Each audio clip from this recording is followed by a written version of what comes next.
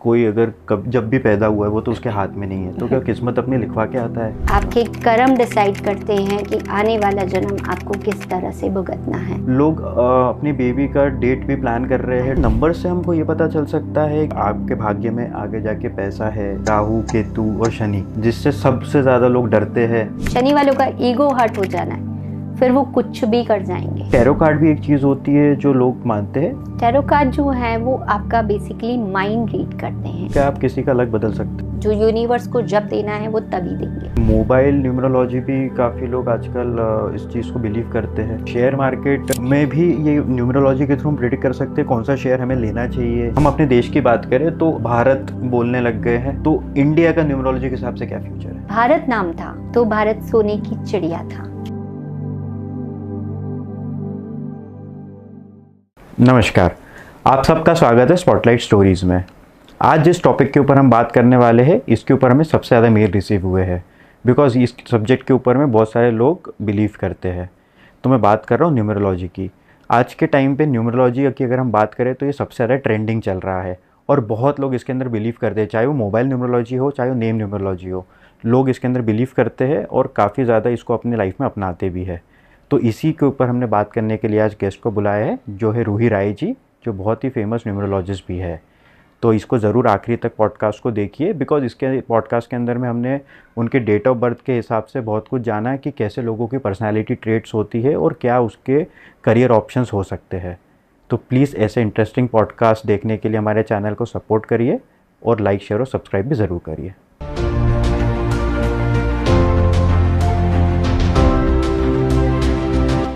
So thank you so much Roohi ji for coming to spotlight stories.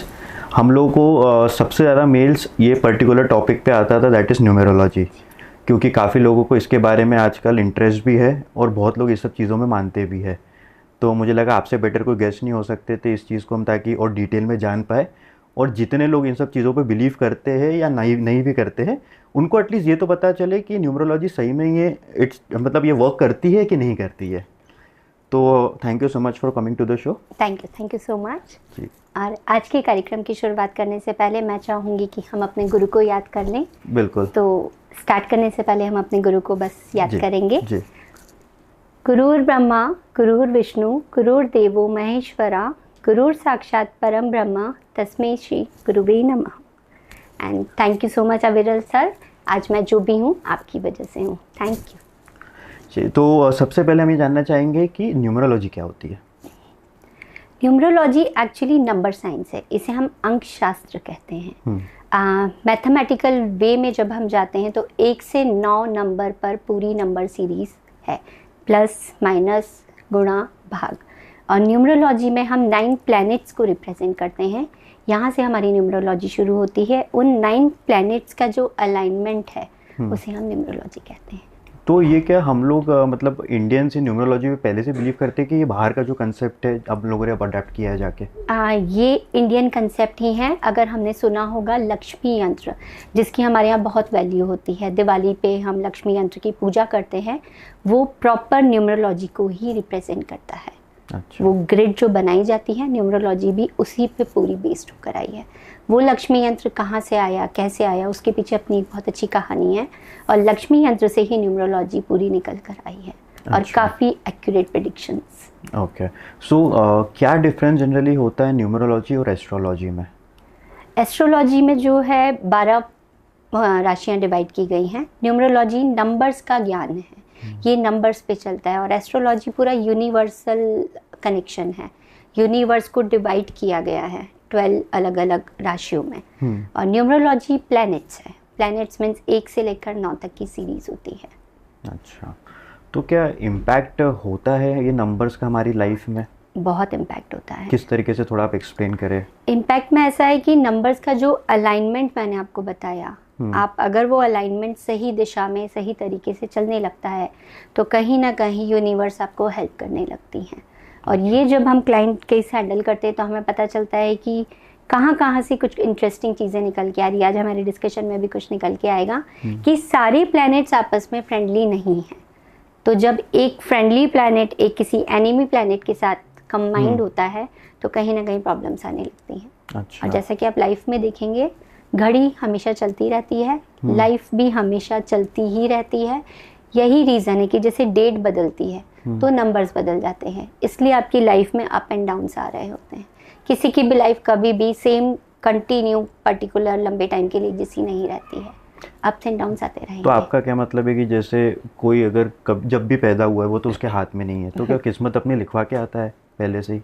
हाँ, किस्मत लिखवा के आता है, किस्मत पे बिलीव करते हैं। तो हार्ड वर्क से ज़्यादा जो किस्मत है वो ज़्यादा हेल्प करती है? ये एक्चुअली टोटली हम बात करेंगे तो कर्मा है।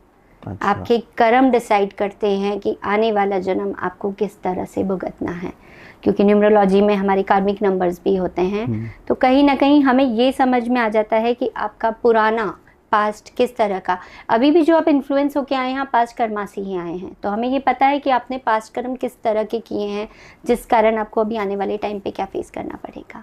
अच्छा, प्रिडिक्ट किया जा सकता है? प्रिडिक्ट किया जा सकता है। अच्छा, और रोहित जी जैसे कुछ ऐसे प्लैनेट्स है राहु, केतु और शनि, जिससे सबसे ज़्यादा लोग डरते हैं और इनके बारे में बहुत सारे लोगों को मिसकंसेप्शंस भी है। कुछ मैंने भी पॉडकास्ट देखे हैं या कुछ इन्फॉर्मेशन जितनी मुझे मिली है उसमें ये बोला है उन्होंने कि शनि हमेशा बुरा नहीं होता, Shani is also a giver. तो क्या एग्जैक्टली प्लैनेट्स का रहता है इन तीनों का अगर अपन बात करें? हाँ, राहु केतु की तो बहुत इंटरेस्टिंग स्टोरी है। समुद्र मंथन के टाइम आपने सुना होगा, जब समुद्र मंथन हुआ था तो जो अमृत निकला था, राहु जो होता है वो हम सीधे सीधे राहु को बोलते हैं ब्रेन है, दिमाग है। और इसमें में एक इंटरेस्टिंग आपने जो बोला कि believer and non believer, Rahu वाले सबसे ज़्यादा नॉन बिलीवर्स होते हैं न्यूमरोलॉजी में। या तो वो बिलीव करेंगे नहीं और वो करने लगेंगे तो उनसे ज़्यादा कोई ज़्यादा फॉलो नहीं करेगा। एक्टर, पॉलिटिशियन सबसे ज़्यादा आपको राहु नंबर्स वाले दिखते हैं। राहु नंबर टोटली ब्रेन है। ब्रेन कैसे है? समुद्र मंथन के टाइम पे जब अमृत बांटा गया, देवताओं की एक कतार बनी, दानवों की एक कतार बनी। ठीक है, देवता अलग बैठे हैं, दानव अलग बैठे हैं। एक पर्टिकुलर स्वर भानु नाम का राक्षस था, उसके दिमाग में ये थॉट आया कि नहीं, ये जो पंक्ति बनाई है ये तो पहले कभी कुछ नहीं हुआ, ये पंक्ति क्यों बनाई गई है?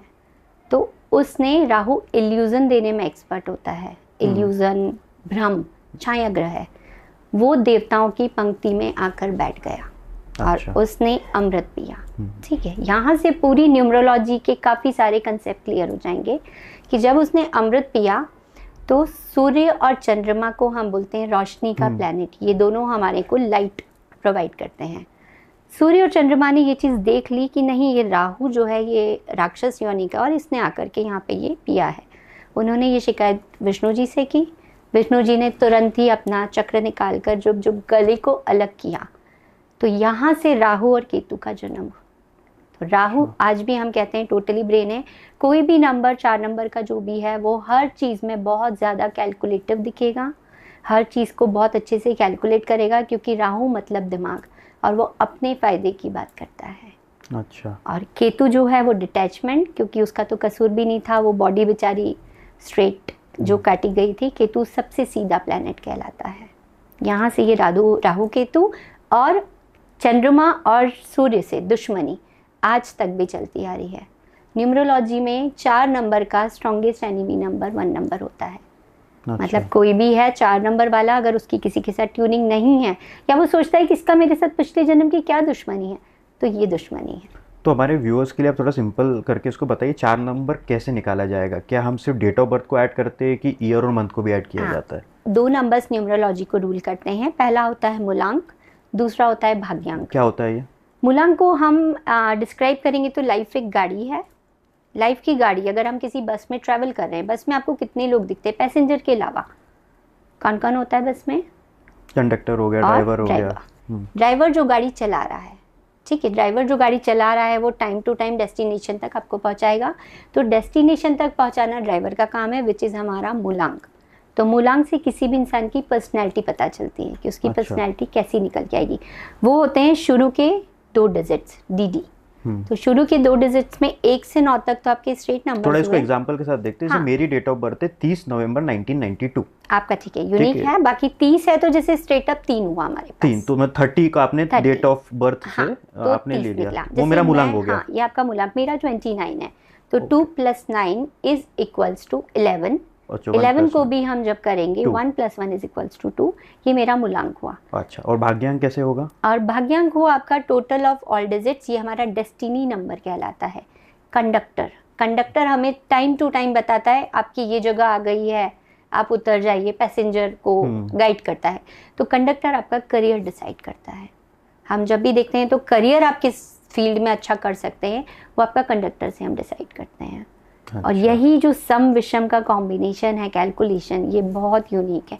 अगर आपका ड्राइवर नंबर और आपका कंडक्टर नंबर अलग अलग है, मतलब आप एक ऐसी बस में हैं जिसमें ड्राइवर और कंडक्टर में ट्यूनिंग ही नहीं है, तो ऐसे टाइम पे दिमाग टोटली कंफ्यूज रहेगा।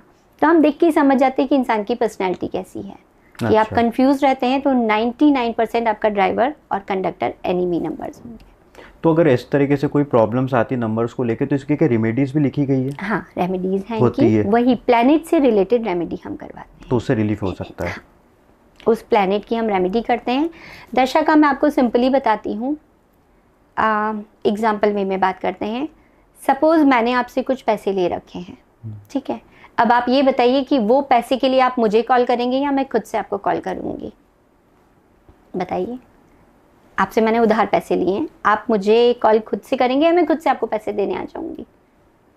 डिपेंड करता है, कई बार फोन करना भी पड़ता है, आपको मोस्टली करना पड़ेगा। राइट। ये हुई हमारी अच्छी दशा। जब दशा अच्छी चल रही है तब भी आपको एफर्ट करना पड़ता है। आपकी दशा अच्छी चल रही है लेकिन आप एफर्ट कीजिए, ठीक है।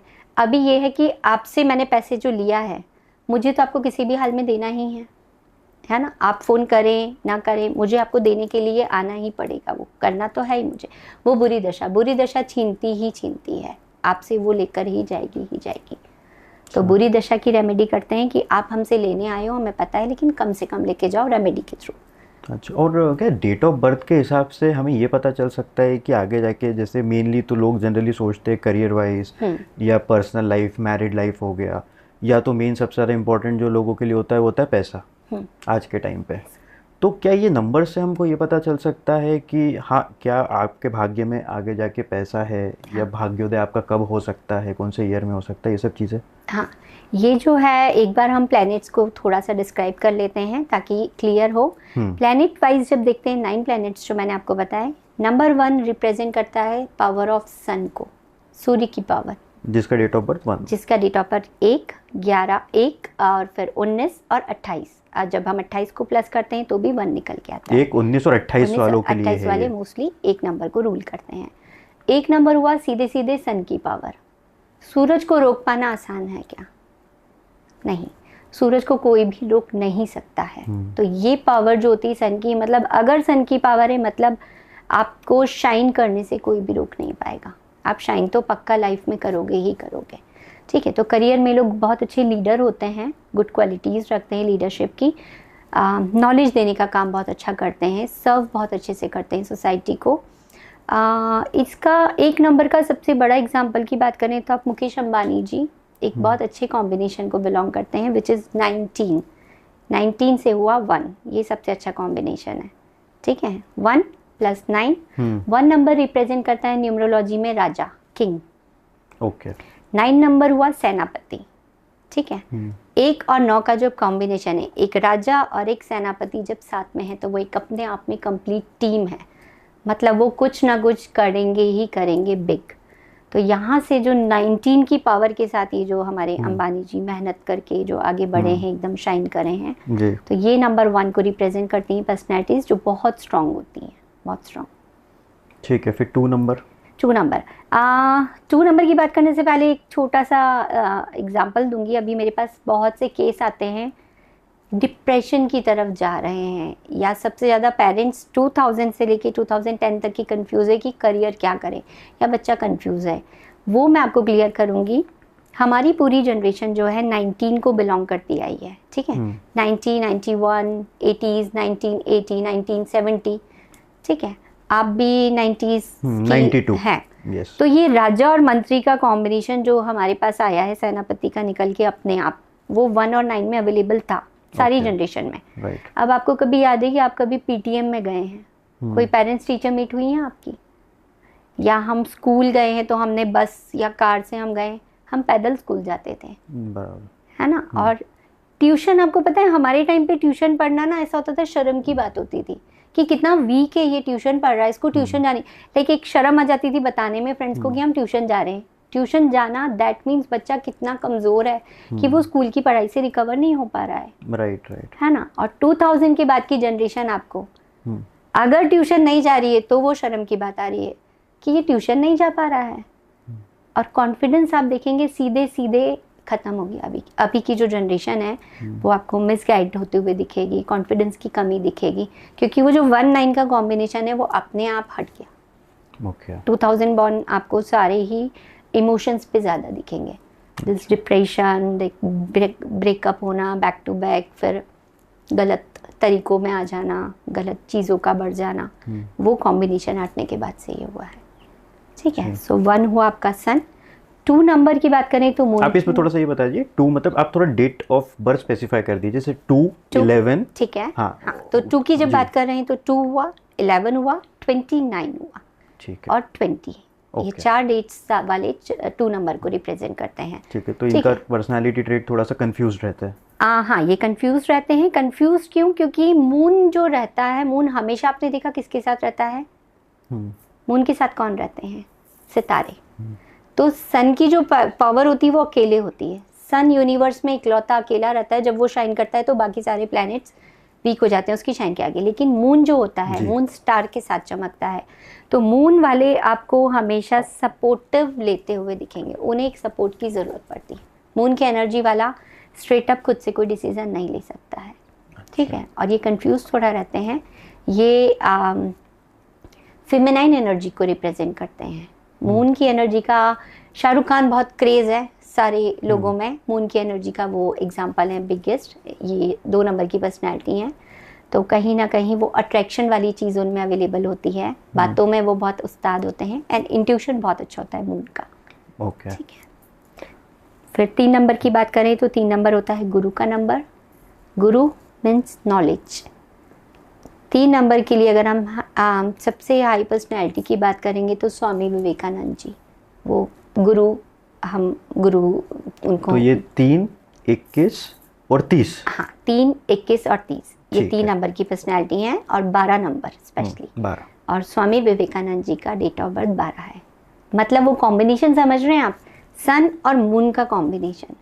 किसी के लिए भी नंबर्स वो होते हैं, हम सीधे सीधे प्लैनेट देखते हैं कि सन और मून एक साथ हैं, तो वो जो शाइन निकल के आई है कि आप कोई रोक नहीं सकता उन्हें। स्वामी विवेकानंद जी को सभी जानते हैं बहुत अच्छे से। ये गुरु का नंबर है। 3 नंबर सर्विंग नंबर होता है, वो कहीं ना कहीं सोसाइटी में सर्व करने के उद्देश्य से आते हैं। ये बहुत अच्छे सर्वर्स होते हैं, गिवर्स होते हैं। और टीचर लाइन में 3 नंबर सबसे हाईली होता है, तो मतलब आप most of the teacher related जब भी कुछ देखेंगे तो 3 नंबर वहाँ रूल कर रहा होता है। ओके, नंबर 4 के बारे में बताइए। हाँ, नंबर 4 जैसा कि मैंने आपको बोला, राहु। नंबर 4 सबसे पहले स्ट्रेट अप 4, फिर 22 मतलब डबल मून की एनर्जी से निकल के आया नंबर 4। ठीक है, वो भी नंबर 4 हुआ। और 13 नंबर, वो एक कार्मिक नंबर भी है। ये नंबर 4 को रिप्रेजेंट करते हैं। राहु मतलब ब्रेन और प्लानिंग। राहु प्लानिंग करने में बहुत एक्सपर्ट होता है, उसे पता था ऐसा हुआ, मैं ऐसा करूँगा, मैं जाकर के अमृत पी लूँगा। ये चीज़ आज भी राहु में है। राहु वाले आपको अपने आप, अगर कोई इंसान इस चीज़ को ऐसा करते दिख जाए, आप समझ जाइए कि नंबर 4 रूल कर रहा है। राहु बहुत सिस्टमेटिक रहना पसंद करते हैं, अच्छा, डिसिप्लिन को फॉलो करते हैं। आर्मी में सबसे ज़्यादा 4 नंबर रूल करते दिखेंगे आपको। और डायरेक्टर्स जो होते हैं, एक्टर्स जो होते हैं, वो 4 नंबर पावरफुल नंबर है, मनी को रिप्रेजेंट करता है सीधे सीधे। ओके, राहु मतलब मनी। आप पैसे से परेशान हैं मीन्स 4 नंबर आपकी डेट ऑफ बर्थ में अवेलेबल नहीं है। बहुत स्ट्रेट न्यूमरोलॉजी। अगर लाइफ में पैसे से परेशान चल रहे हैं मीन्स डेट ऑफ बर्थ में 4 नंबर है ही नहीं, तभी आप पैसे से परेशान चल रहे हैं। ठीक है, नंबर 5 की बात करते हैं। नंबर 5 सबसे बढ़िया नंबर न्यूमरोलॉजी का, सबसे बेस्ट नंबर है। अभी के टाइम पे नंबर 5 नंबर पे बहुत ज़्यादा ही ध्यान दिए जा रहा है। सारे न्यूमरोलॉजिस्ट नंबर 5 की फ्रीक्वेंसी को मेन बोलते हैं, क्योंकि जब हम ग्रिड बनाते हैं हमारी, जिसे हम लोशो ग्रिड कहते हैं, नंबर 5 बीच का नंबर है। अभी कैरेक्टर की बात करें तो मैंने आपको जो 1 नंबर बताया वो हुआ राजा, नंबर 5 हुआ राजा का सीधे सीधे बेटा, प्रिंस। ओके। तो नंबर 5 वाले आपको मिलेंगे सबसे ज़्यादा। एक राजा के बेटे को क्या चाहिए होती है सबसे ज़्यादा? आज़ादी। वो सुनता नहीं है किसी की, रोक टोक पसंद नहीं होती है। तो आपको नेचुरली 5 नंबर वाले ऐसे मिलेंगे जिन्हें रोक टोक पसंद नहीं आती है, फ्रीडम लविंग पर्सन होते हैं और बेबाक होते हैं। अच्छा। कुछ भी बोल जाते हैं। काजोल नंबर 5 की है, नंबर 5 का एग्जाम्पल है। काजोल अपने बोलने के लिए बहुत फेमस है। राइट। विराट कोहली भी नंबर 5 को रिप्रेजेंट करते हैं, जो आपने देखा होगा अपनी फ्रीडम और नहीं सुनते हैं किसी की, एक चंचलता होती है। नंबर 5 चंचल है। अच्छा। तो बहुत यूनिक नंबर है। एंड फाइनेंशियली स्ट्रांग भी होता है। हाँ, नंबर 5 एक ब्लेसिंग नंबर है, ब्लेसिंग। बुद्धि। नंबर 5 बुध प्लैनेट मतलब बुद्धि। तो कहीं ना कहीं ये आपको चालाकी सिखाता है। अच्छा। चीज़ों को कैसे करना है मैनेज, वो सिखाता है। ये न्यूमरोलॉजी का सबसे हाई डिमांडिंग नंबर है। नंबर 5 है, मतलब आप काफ़ी अच्छे नंबर्स लेकर चल रहे हैं न्यूमरोलॉजी में। ओके। नंबर 6। नंबर 6 होता है वीनस। यहाँ हम बात करते हैं, तो जब हमने एनिमी नंबर्स की बात करी, तो नंबर 3 होता है गुरु का नंबर। देवताओं के गुरु थे नंबर 3 और दानवों के गुरु हैं सीधे सीधे नंबर 6। तो 3 और 6 नंबर, जो 36 का आंकड़ा सुना है, वो न्यूमरोलॉजी का ये फ्रेज है। 36 का आंकड़ा मीन्स 3 और 6 आपस में दुश्मन है, विचार नहीं मिलते हैं। Okay. और नंबर 6 मतलब लग्जरी, वीनस का नंबर लग्जरी को रिप्रेजेंट करता है सीधे सीधे। और नंबर 6 वाले आपको मतलब फेस पे ही उनका ऑरा एक अलग होता है, सुंदर। अच्छा। अगर कोई इंसान सुंदर दिख रहा है तो आप खुद ही ये कैलकुलेट कर सकते हैं कि इसकी डेट ऑफ बर्थ में कहीं नंबर 6 है, होगा ही होगा। नंबर 6 और नंबर 2 सीधे सीधे आकर्षण को रिप्रेजेंट करते हैं। अगर सुंदरता की बात करें, माधुरी दीक्षित बहुत सुंदर है, आलिया भट्ट बहुत सुंदर है, वो डायरेक्टली नंबर 6 को बिलोंग करती हैं। अच्छा। 7 नंबर केतु का नंबर, डिटैचमेंट का नंबर है। 7 नंबर के लिए बहुत सारे मिथ हैं। ये नंबर अगर आपको मिला है तो लाइफ में थोड़ा परेशान ज़्यादा रहेंगे। ये सीधे सीधे स्पिरिचुअलिटी से कनेक्ट करने वाला नंबर है। न्यूमरोलॉजी में स्टेप्स हुई ना, number 1, number 2, number 3, number 4, number 5, number 6, number 7। 7 number कहते हैं कि सबसे हाईली स्पिरिचुअल। अगर कोई बंदा स्पिरिचुअल है तो 7 नंबर उसकी डेट ऑफ बर्थ में आपको रूल करता मिलेगा। बहुत हमारी जो गुरु होते हैं, जो मोटिवेशनल स्पीकर्स होते हैं, जो स्पिरिचुअल गुरुज होते हैं, कहीं ना कहीं उनकी डेट ऑफ बर्थ में स्ट्रांगली नंबर 7 आपको दिखेगा। अच्छा। ये स्पिरिचुअलिटी का नंबर है। नंबर 7 एक ऐसा नंबर है जो भटकाव का नंबर है। एक होता है ना हिरण, कस्तूरी ढूंढ रहा होता है सब दूर, उसे नहीं पता उसे क्या चाहिए। नंबर 7 आपको ऐसे ही मिलेंगे। बहुत आसानी से खुश नहीं होते हैं किसी भी चीज़ से, क्योंकि ढूंढ ही रहे होते हैं, कुछ ना कुछ सर्च कर रहे होते हैं, हिडन ट्रूथ ढूंढ रहे होते हैं। जो मैंने राहु केतु